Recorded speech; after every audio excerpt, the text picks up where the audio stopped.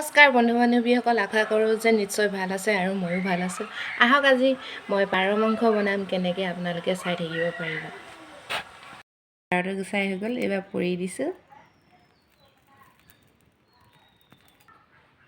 এয়া মোৰ পুৰি হৈ গ'ল, ধুনীয়া লাগিছেনে? এয়া মোৰ কাটি ল'লোঁ মাংস। এয়া হৈছে নৰসিংহ পাত, সৰু ফিৰিঙি জলকীয়া আৰু ৰঙা শুকান জলকীয়া, আলু, পিঁয়াজ।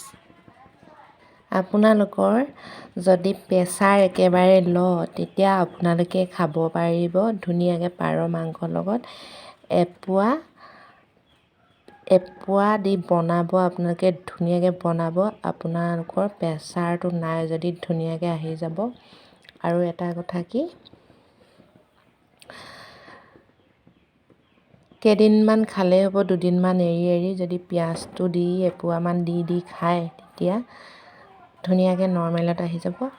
আৰু তেতিয়ালৈকে মোৰ চব্জিকণ বনোৱালৈকে আপোনালোকে চাই থাকক। তেল দি লৈছোঁ।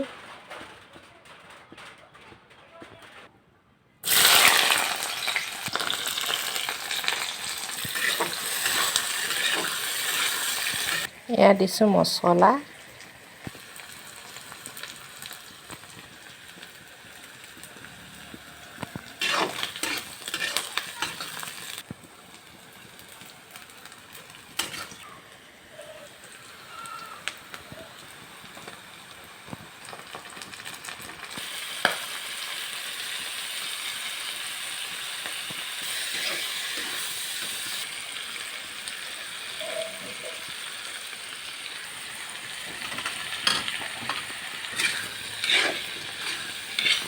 এয়া দিছোঁ আদা।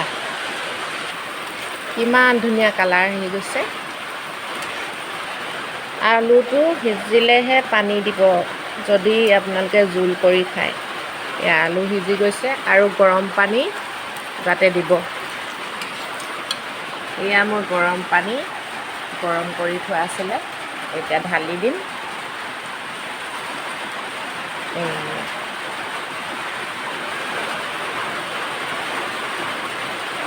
এতিয়া মই ঢাক মাৰি দিওঁ।